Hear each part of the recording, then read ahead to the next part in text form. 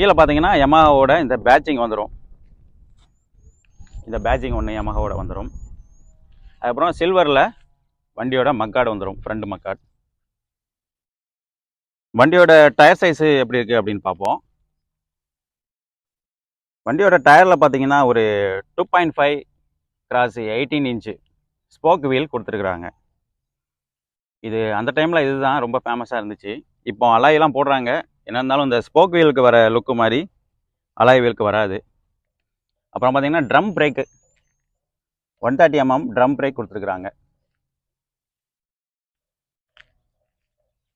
Full and full drum தான். இப்போ disc கூட கிடைக்கிது, நமக்கு வேணும்னா அவுட் ஆஃப் மார்க்கெட்டில் டிஸ்க்கு வாங்கி மாட்டிக்கலாம்.